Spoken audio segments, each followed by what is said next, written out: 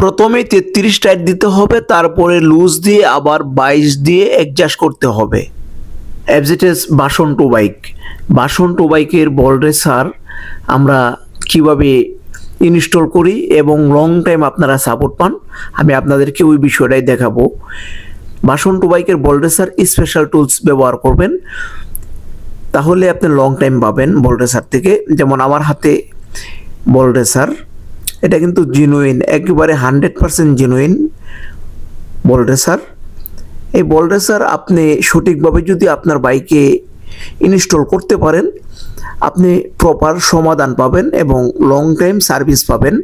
যেমন আমি আপনাদেরকে দেখাচ্ছি, ভালোভাবে পরিষ্কার করে তারপরে কিন্তু বল রেসারটা বাইকে ইনস্টল করতে হবে। পরিষ্কারের কাজ শেষ, এই রাবারটা কিন্তু অবশ্যই দিতে হবে। আমি আপনাদেরকে যে রাবারটা দেখাইলাম, এই রাবারটা কিন্তু খুবই ইম্পর্টেন্ট এবং গুরুত্বপূর্ণ একটি রাবার। এখন আমি আমার টির পজিশনে কিন্তু বল রেসারের কাপ বসায় দিলাম। এই আমার হাতে যে স্পেশাল টুলস, এটা কিন্তু অত্যন্ত গুরুত্বপূর্ণ একটি টুলস। এই টুলস দ্বারাই যদি আপনি বল রেসার বসান, দেখেন সূক্ষ্মভাবে বসবে। আমি এই যে কয়েকবার আঘাত করলাম, আমার বল রেসারের কাপ, নিচের কাপ কিন্তু সম্পূর্ণভাবে বসে পড়েছে। আসলে এইভাবে যদি আপনারা বল রেসার বাইকের ইনস্টল করেন, অবশ্যই লং টাইম পাবেন। যেমন দেখেন একেবারে পারফেক্ট, 100% পারফেক্ট কিন্তু বসে পড়েছে। এখন আমি উপরে যে পজিশনগুলো আছে, যে কাপ যে জায়গায় বসাবো, এটি ভালোভাবে পরিষ্কার করে তারপরে কিন্তু হালকা গ্রিজ দিব, যেন বল রেসারটা সূক্ষ্মভাবে বসে। আমি কিন্তু, আর আপনারা যে গ্রিজটা ব্যবহার করবেন, অবশ্যই লিথিয়াম সুইফট গ্রিপস ব্যবহার করবেন, অনেক সুন্দর গ্রিজ। গ্রিজ যদি শক্ত হয়ে যায়, তখন কিন্তু আপনার বল রেসারের লংজিভিটি কমে আসে। এটা হচ্ছে স্পেশাল টুলস, এই টুলসে কিন্তু আমি বসাইতেছি। দেখেন এখানে কিন্তু কোথাও আঁকা বাঁকা নাই, আমি কিন্তু সরাসরি স্টিকে ঢুকিয়ে বাইকে ইনস্টল করে দিচ্ছি। এখন আমি উপরের কাপটা বসাবো, বাট উপরের কাপটা প্রথমে বসাইলাম। নাট দিয়ে যখন আমি টাইট দিব, আমার এটা কিন্তু 100% অ্যাকুরেট চলে আসবে। এই টাইটটারও কিন্তু একটি মেজারমেন্ট আছে, এই মেজারমেন্টটা আমরা যারা টেকনিশিয়ান অনেকেই জানে না।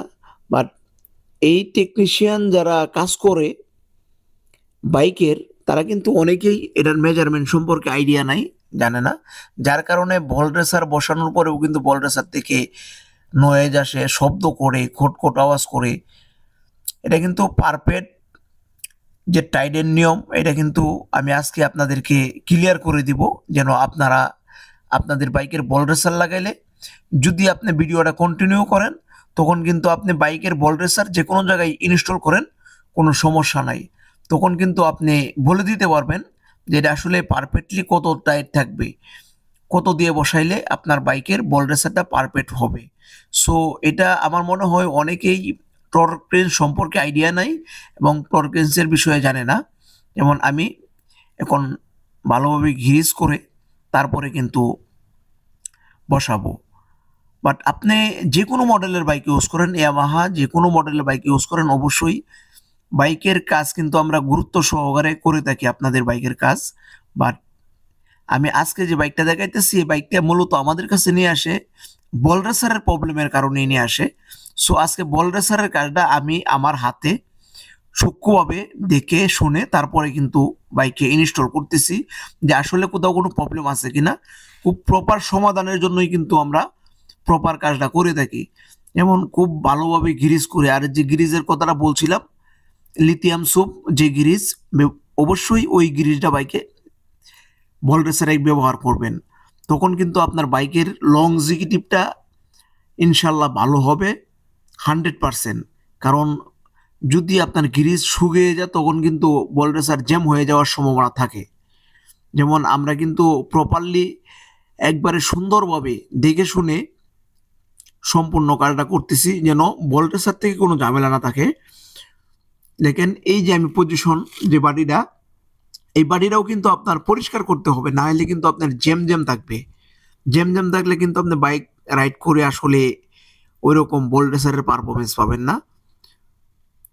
এটা হচ্ছে নিচের যে আপনার কাপের উপরে কিন্তু বেয়ারিংটা বসে, এটাও কিন্তু আমরা চেক করলাম যে এখানে আমার কোনো আঁকাবাঁকা আছে কিনা। যেহেতু আমরা স্পেশাল টুলস ব্যবহার করছি, এখানে আঁকাবাঁকার কোনো পজিশন নাই, আঁকাবাঁকা হবে না। সো এখনই হবে কিন্তু ফাইনাল টাইট। এই ফাইনাল টাইটটা কিভাবে হবে আর আমি কি রেঞ্জ ব্যবহার করি আপনারা ওটা দেখলেই বুঝতে পারবেন। আর এমন নতুন নতুন ভিডিও পাইতে গেলে অবশ্যই আমাদের সাথে থাকতে হবে। তখন কিন্তু আপনি যে কোনো মডেলের বাইক ইউজ করেন না কেন, কারণ বাইকের কাজ সব একই, খালি স্পেয়ার পার্টস আলাদা হতে পারে। আমি কিন্তু প্রথম জাম নাট বসাইলাম। এই যে জাম নাট বসানোর পরে আমি এই টর্কটার মাপ যদি আপনি না বুঝতে পারেন, তখন কিন্তু আসলে আপনি প্রপার যে বল রেসারের যে সমাধান সেটা পাবেন না আমি মনে করি। প্রপার সমাধানের জন্যই কিন্তু আমাদের সাথে থাকতে হবে আপনাদের। যেমন আমি কিন্তু টর্ক রেঞ্জ 100% অ্যাকুরেট করে তারপরে কিন্তু আমি বল রেসারটাকে জাম দেব। যেমন এই যে আমি জাম দেব, এখানে প্রথম দিতে হবে 33 টর্ক 100% করে তারপরে কিন্তু জ্যামনাটা টাইট দিতে হবে। তখন কিন্তু প্রপারভাবে বসবে, 100% বসবে। আর এই টর্ক রেঞ্জ যখন টাইট হয়ে যাবে তখন কিন্তু এখান থেকে একটি ট্রক করে আওয়াজ যেমন আপনারা শুনতে পারছেন, এই আওয়াজটা করবে ট্রক করে, কারণ এটা কিন্তু খুবই গুরুত্বপূর্ণ একটি টুলস। দেখেন আমি আপনাদেরকে দেখাইতেছি, দেখেন এখানে টাইট কিন্তু খুব বেশি একটা হবে না। দেখেন এই যে এখন কিন্তু আমার টাইট হয়ে গেছে কারণে কিন্তু আমি আর টাইট দিচ্ছি না।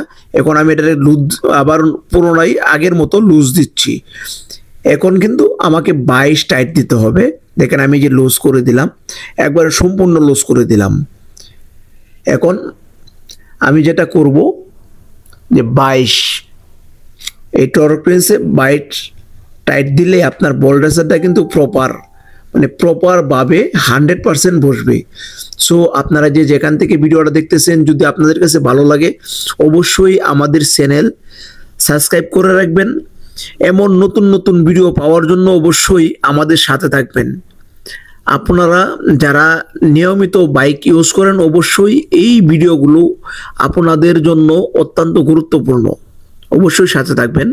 এই সিলটা কিন্তু দিতে হবে, জামনাটের উপরে সিলটা যদি ব্যবহার না করেন তখন কিন্তু আপনি বল রেসারটা টাইট দিলেও কিন্তু লুজ হয়ে যাওয়ার সম্ভাবনা থাকবে। প্রথমেই আমি যে জামনাটটা বসাইছি এটার উপরে অয়েল সিলটা মাস্ট বি দিতে হবে। তারপরে কিন্তু উপরের যে জামনাটটা এটা কিন্তু আমি হাত দিয়ে পজিশন মতো বসায়া তারপরে কিন্তু আমি এই যে লকটা ইউজ করব। দেখেন আমার বল রেসারের কাজ শেষ। সো সবাই ভালো থাকবেন, সুস্থ থাকবেন, সবার কাছে দোয়া চেয়ে আজকের মতো বিদায়। হয়তো আগামীকালকে আবারও আমি নতুন কোনো ভিডিও আপনাদের সামনে নিয়ে আসবো। সবাই ভালো থাকবেন। আসসালামু